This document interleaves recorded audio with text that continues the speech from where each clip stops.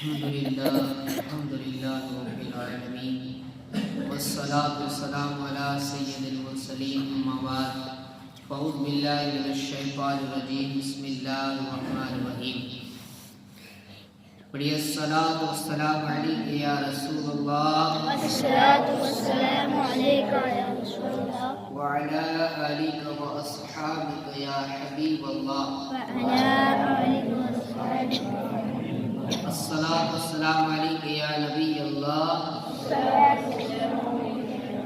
وعلى آلك وأصحابك يا نور الله وعلى آلك وصحبك يا نور نویت سنت الاعتکاف نويت سنة الاعتكاف رحمت عالمیان سرور ذیشان کا فرمان رحمت نشان ہے من صلی علیہ فی یوم مئۃ مرۃ قضى اللہ له مئۃ حاجۃ 70 منها لآخرتہ و30 منها لدنیا، یعنی جو شخص یومیہ مجھ پر یعنی ہر روز مجھ پر درود بھیجے گا 100 مرتبہ، اللہ پاک اس کی 100 حاجات پوری فرمائے گا، ان میں سے 70 آخرت کی اور 30 دنیا کی ہوگی۔ صلو علی الحبیب صلی اللہ علیہ محمد صلی اللہ علیہ وسلم۔ فرمان مصطفیٰ صلی اللہ علیہ وسلم، افضل العمل النیت الصادقہ، سچی نیت سب سے افضل عمل ہے۔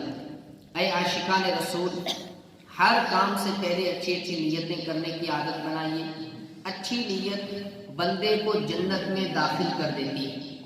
بیان سننے سے پہلے اچھی اچھی نیتیں کر لیجیے، نیت کیجیے علم سیکھنے کے لیے پورا بیان سنوں گا، باادب بیٹھوں گا، دوران بیان سستی سے بچوں گا، اپنی اصلاح کی کوشش کے لیے بیان سنوں گا اور جو سنوں گا دوسروں تک پہنچانے کی کوشش کروں گا۔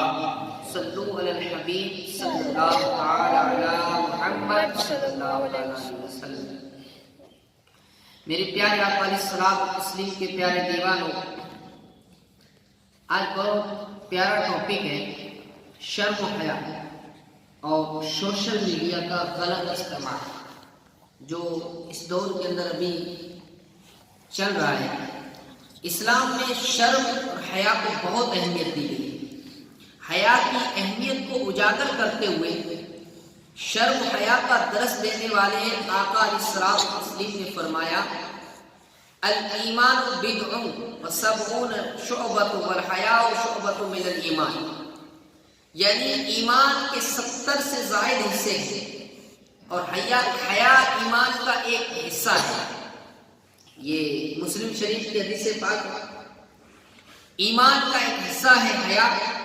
حکیم الامت مفتی احمد یار خان رحمۃ اللہ علیہ لکھتے ہیں کہ صرف ظاہری نیکیاں کر لینا اور زبان سے حیا کا اقرار کرنا پوری حیا نہیں ہے، بلکہ ظاہری اور باطنی اعضاء کو گناہوں سے بچانا حیا ہے۔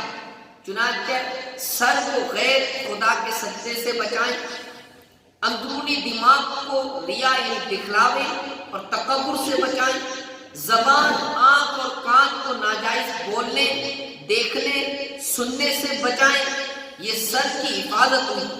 پیٹ کو حرام کھانے سے، شرمگاہ کو بدکاری سے، دل کو بری خواہشوں سے محفوظ رکھیں، یہ پیٹ کی حفاظت ہے۔ حق یہ ہے کہ یہ نعمتیں رب کریم کی عطا اور جناب احمد مصطفیٰ صلی اللہ علیہ وسلم کی سخا یعنی نگاہ کرم سے نصیب ہو سکتی ہیں۔ میرے پیارے آقا علیہ الصلوۃ والتسلیم کے پیارے دیوانوں، حیا ہے کیا؟ یاد رہے، حیا ایک ایسی خوبی ہے جو انسان کو برے کاموں سے روکتی ہے۔ چنانچہ اللہ پاک کے بندوں کے ظاہر اور باطن کو ستھرا فرمانے والے آقا علیہ الصلوۃ والتسلیم جو ہے کا فرمان باصفا ہے، اذا لم تستحی فاصنع ما شئت، یعنی تجھے حیا نہیں تو تجھے جو چاہے کر۔ بخاری شریف کی حدیث پاک ہے، آقا فرماتے ہیں اگر حیا نہیں ہے تو پھر جو چاہے کر، پھر کوئی فرق نہیں پڑتا۔ حیا ہے تو انسان کے اندر سب کچھ ہے، حیا کا زیور نہیں ہے تو انسان کوڑا ہے۔ میرے پیارے آقا علیہ الصلوۃ والتسلیم کے پیارے دیوانوں، اب امیر اہل سنت فرماتے ہیں یہ فرمان ڈرانے اور خوف دلانے کے لیے ہے کہ جو چاہے کرو، جیسا کرو گے ویسا بھرو گے، برا یعنی بے حیائی والا کام کرو گے تو اس کی سزا پاؤ گے۔ کسی بزرگ نے اپنے بیٹے کو نصیحت فرمائی جس کا خلاصہ یہ ہے، جب گناہ کرتے ہوئے تجھے آسمان زمین میں سے کسی سے شرم و حیا نہ آئے تو اپنے آپ کو چوپایوں میں شمار کر۔ میرے پیارے آقا علیہ الصلوۃ والتسلیم کے پیارے دیوانوں، ایک بزرگ نے اپنے بیٹے کو نصیحت کی، کہا کہ اگر جو ہے آسمان زمین کے اندر جو ہے جب تم کوئی گناہ کا کام کرے تو اگر زمین و آسمان کی تمہیں شرم نہ آئے تو اپنے آپ کو جانوروں کے اندر شمار کر۔ میرے پیارے آقا علیہ الصلوۃ والتسلیم کے پیارے دیوانوں، ہم تھوڑا سا غور کریں۔ علامہ علی قاری رحمۃ اللہ علیہ حیا کے بارے میں فرماتے ہیں، آپ فرماتے ہیں وَهُوَ خُلْقٌ يمنع الشخص من الغمل القبیح بسبب الایمان، یعنی حیا وہ عادت ہے جو ایمان کے سبب آدمی کو برے کاموں سے روک دے، یعنی جو ہے ایمان کی وجہ سے حیا ایک ایسی عادت ہے انسان کو برے سے روک دیتی ہے۔ بخاری شریف کی شرح لکھنے والے حضرت علامہ مولانا مفتی شریف اللہ امجدی علیہ رحمہ فرماتے ہیں حیا کبھی فرض و واجب ہوتی ہے، حیا کبھی فرض اور واجب ہو جاتی ہے، جیسے کسی حرام ناجائز کام سے حیا کرنا ہے، کبھی مستحب جیسے مکروہ تنزیہ سے بچنے میں حیا، اور کبھی مباح یعنی جائز کام جیسے کسی مباح شرعی یعنی وہ کام یہ شریعت نے جائز قرار دیا ہو اس کے کرنے سے حیا۔ پیارے پیارے اسلامی بھائی، حیا کو عام کرنے میں ماحول اور تربیت کا بہت عمل دخل ہے۔ حیا کے گوشت کی خوشبو سے معمور ماحول نصیب ہو جانے کی صورت میں حیا کو غیر جو ہے خوب نکھار ملتا ہے، جبکہ بے حیا لوگوں کی صحبت دل اور نگاہ کی پاکیزگی چھین کر بے شرم بنا دیتی ہے۔ صحبت اچھی ہو تو انسان اچھا بنتا ہے، حیادار بنتا ہے، اچھے بولنے والے لوگوں کے ساتھ بیٹھے، اچھے کردار والے لوگوں کے ساتھ بیٹھے تو جناب بیٹھنے والے سے کردار اچھے بنتے ہیں، اور اگر گالی گلوچ کرنے والا ہو، زبان کا صحیح استعمال نہ کرنے والا ہو، اگر وہ چوری چکوری کرنے والا ہو تو جناب پھر جو ہے وہ حیا والا معاملہ ختم ہی جو ہو جاتا ہے، انسان پھر دوسرے راستے پر چل جاتا ہے۔ میرے پیارے آقا علیہ الصلوۃ والتسلیم کے پیارے دیوانوں، اور حیا گناہوں سے روکتی ہے۔ جب اچھی صحبت اگر نصیب ہو جائے، شرم حیا، ورنہ بے حیائی انسان کو جو ہے شرم چھین جاتی ہے، پھر بندہ بے شمار غیر اخلاقی اور ناجائز کاموں میں مبتلا ہو جاتا ہے۔ یہ حیا ہی کی نعمت تو تھی جو برائیوں اور گناہوں سے روکتی تھی، جب حیا نہ رہی تو اب برائی سے کون روکے۔ بہت سے لوگ ایسے ہوتے ہیں جو بدنامی کے خوف سے شرما کر برائیاں نہیں کرتے، مگر جنہیں بدنامی کی پرواہ نہیں ہوتی، ایسے بے حیا لوگ ہر گناہ کر گزرتے ہیں، اخلاقیات کے حدود کو توڑ کر بد اخلاق کے میدان میں اتر آتے ہیں، انسانیت سے گرے ہوئے کام کرنے میں بھی شرم محسوس نہیں کرتے، جبکہ اللہ والے نہ صرف شرم و حیا کے پیکر ہوتے ہیں بلکہ شرم و حیا کی نس نس رگ رگ میں سمائی ہوتی ہے۔ آئیے ترغیب کے لیے اللہ پاک کی عطا سے غیب کی خبریں بتانے والے رسول محتشم صلی اللہ علیہ وسلم کے پیارے صحابی اور تیسرے خلیفہ حضرت عثمان غنی کی شرم و حیا کا ایک ایمان افروز واقعہ سنتے ہیں۔ حضرت عائشہ صدیقہ رضی اللہ تعالی عنہا فرماتی ہیں، ایک روز بے مثال حسن و جمال والے آقا علیہ الصلوۃ والتسلیم اپنے مکان عالی شان میں لیٹے ہوئے تھے۔ آپ صلی اللہ علیہ وسلم کی ران یعنی پنڈلی مبارک سے کپڑا ہٹا ہوا تھا، اتنے میں امیر المومنین حضرت ابوبکر صدیق آئے، انہوں نے حاضری کی اجازت چاہی۔ امیر المومنین صدیق اکبر سے محبت فرمانے والے آقا نے ان کو بلایا، اندر آ گئے، مگر آسمانوں کی سیر فرمانے والے آقا اسی طرح لیٹے رہے، گفتگو فرماتے رہے۔ اس کے بعد حضرت عمر بھی آ گئے، انہوں نے اندر آنے کی اجازت طلب کی۔ فاروق اعظم پر کرم فرمانے والے آقا نے ان کو بھی اجازت دے دی اور وہ بھی اندر آ گئے۔ لیکن آپ صلی اللہ علیہ وسلم پہلے کی طرح لیٹے رہے، یعنی ران سے پنڈلی پر جو ہے موٹا کپڑا ہٹا رہا۔ پھر دائی حلیمہ رضی اللہ تعالیٰ کی قسمت چمکانے والے رسول اکرم کے تیسرے خلیفہ حضرت عثمان غنی آ گئے۔ آپ نے اندر آنے کی اجازت چاہی تو رب کریم سے نعمتیں دلوانے والے آقا علیہ الصلوۃ والتسلیم اٹھ کر بیٹھ گئے، کپڑوں کو درست کر لیا۔ اس کے بعد عثمان کو اندر آنے کی اجازت فرمائی۔ ام المومنین عائشہ صدیقہ رضی اللہ تعالیٰ عنہ فرماتی ہے جب یہ لوگ چلے گئے تو میں نے جو ہے مظلوموں کی حمایت کرنے والے آقا علیہ الصلوۃ والتسلیم سے پوچھا، یا رسول اللہ کیا وجہ ہے؟ میرے والد محترم ابو بکر آئے، پہلے کی طرح لیٹے رہے، عمر بن خطاب آئے، پہلے کی طرح لیٹے رہے، حرکت بھی نہیں فرمائی، لیکن جب عثمان غنی آئے تو آپ اٹھ کر بیٹھ گئے، کپڑوں کو درست کر لیا۔ عائشہ صدیقہ کے سوال کے جواب میں ہم گنہگاروں کی شفاعت فرمانے والے رسول محتشم نے ارشاد فرمایا کہ میں اس شخص سے حیا نہ کروں جس سے فرشتے بھی حیا کرتے ہیں، جس سے فرشتے بھی حیا کرتے ہوں۔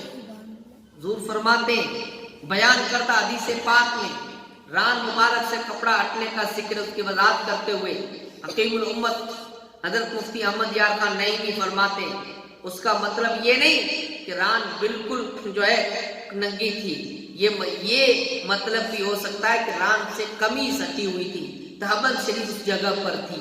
میرے پیارے آقا علیہ الصلوۃ والتسلیم کے پیارے دیوانوں، امیر المومنین حضرت عثمان غنی کی شرم و حیا بھی کیا کہنے، امت کو خوشخبریاں سنانے والے آقا بھی آپ سے حیا فرماتے ہیں۔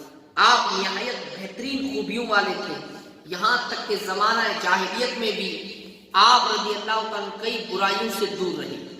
آپ رضی اللہ تعالیٰ عنہ خود اپنے بارے میں فرماتے ہیں میں نے کبھی فضول اشعار نہ گنگنائے اور نہ ہی ان کی تمنا کی۔ یعنی انسان آیا اپنے آپ کو حیادار بھی کہتا ہے، لیکن جو آیا منہ میں بک دیا، جو آیا وہ پڑھ دیا، اس کو حیا نہیں کہتے۔ عثمان غنی کہتے ہیں دور جاہلیت کے اندر خود فرماتے ہیں کہ کبھی میں نے فضول اشعار اپنی زبان پر نہیں لائے، نہ گنگنائے اور نہ ہی ان کی تمنا کی۔ زمانہ جاہلیت اور زمانہ اسلام دونوں میں کبھی شراب نہ پی، اور جب سے میں نے نکرے حسن و جمال والے آقا کی بیعت کی ہے تب سے اپنے سیدھے ہاتھ سے اپنی شرمگاہ کو نہیں چھوا۔ یہ حضرت عثمان غنی کی شرم و حیا تھی۔ میرے پیارے آقا علیہ الصلوۃ والتسلیم کے پیارے دیوانوں، غور کیجیے، جب ایک صحابی رسول کی شرم و حیا کا یہ عالم ہے تو خود شرم و حیا فرمانے والے آقا کی حیا کا عالم کیا ہوگا۔ چنانچہ دلوں کو اطمینان بخشنے والے آقا علیہ الصلوۃ والتسلیم کو شرم و حیا کے متعلق مشہور صحابی رسول حضرت ابو سعید خدری فرماتے ہیں بہترین خوبیوں والے آقا اس سے بھی زیادہ حیا والے تھے جیسے کنواری لڑکی اپنے پردے میں شرمیلی ہوتی ہے، حضور اس سے بھی زیادہ حیا والے تھے۔ اور حکیم الامت مفتی احمد یار خان نعیمی فرماتے ہیں بیان کر رہا حدیث کی شرح میں ارشاد فرماتے ہیں کنواری لڑکی جب شادی ہونے والی ہوتی ہے نا تو اسے گھر کے ایک گوشے میں بٹھا دیا جاتا ہے، اسے اردو میں مایو بیٹھانا کہا جاتا ہے۔ اس زمانے میں لڑکی بہت شرمیلی۔ مسلم کے پیارے دیوانوں، یاد رکھیے جو جسم کے پردے کا مطلقاً انکار کرے اور کہے صرف دل کا پردہ ہونا چاہیے اس کا ایمان جاتا رہا۔ اعلیٰ حضرت رحمت اللہ علیہ فرماتے ہیں یہ خیال کہ باطن یعنی دل صاف ہونا چاہیے، ظاہر کیسا ہی ہو محض باطل ہے۔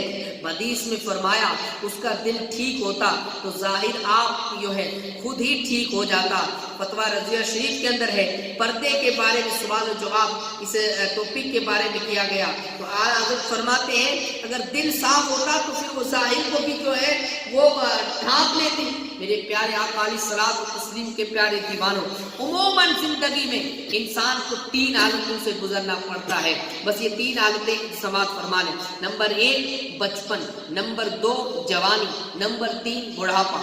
بچپن میں انسانی طبیعت کھیل کود کی جانب مائل ہوتی ہے، بڑھاپے میں اعضاء کمزور پڑ جاتے ہیں، بیماریاں گھیر لیتی ہیں، گناہ کی جانب رغبت کم عبادت کی طرف رغبت زیادہ ہوتی ہے، جبکہ جوانی زندگی کا اہم دور ہے جس میں انسانی طبیعت پر نفسانی خواہشات کا غلبہ زیادہ ہوتا ہے، کیونکہ زندگی کے اس حصے میں جسم کے اعضاء سلامت تندرست ہوتے ہیں، لہذا ہماری نوجوان نسل اپنی زندگی کے حقیقی مقصد کو بھول جاتی اور زندگی کے قیمتی لمحات کو رضائے الہی والے کاموں میں گزارنے کے بجائے بے حیائی کے کاموں میں برباد کر ڈالتی ہے۔ لہذا بالخصوص نوجوان نسل کو چاہیے اور اپنے آپ کو بے حیائی کی تباہ کاریوں سے بچانے کے لیے بزرگان دین رحمہ اللہ کی سیرت کو اپنائیں۔ ان حضرات نے کس خوبصورت انداز میں جوانی کے قیمتی لمحات کو گزارا، بھری جوانی میں بھی حیا کا دامن مضبوطی سے تھامے رکھا، اس کے بدلے میں اللہ پاک کی بارگاہ سے انعام و اکرام کے حقدار قرار پائے۔ آئیے ایسے ہی ایک نوجوان کی ایمان افروز حکایت سنتے ہیں، اس سے حاصل ہونے والے مدنی پھول چن کر اپنے دل کے مدنی گلدے سجانے کی کوشش کریں۔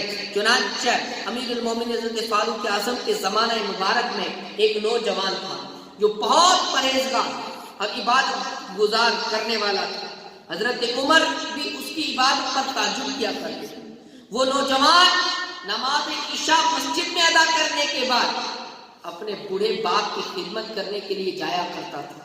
راستے میں ایک خوبصورت عورت اسے اپنے طرف بلاتی تھی، لیکن یہ نوجوان اس پر توجہ دیے بغیر نگاہیں جھکائے گزر جاتا۔ آخرکار ایک دن وہ نوجوان شیطان کے وسوسے اور اس عورت کی دعوت پر برائی کے ارادے سے اس کی جانب بڑھا، لیکن جب دروازے پر پہنچا تو اسے اللہ پاک کا یہ فرمان عالی شان یاد آیا، ان الذین اتقوا اذا مسهم طائف من الشیطان تذکروا فاذا هم مبصرون۔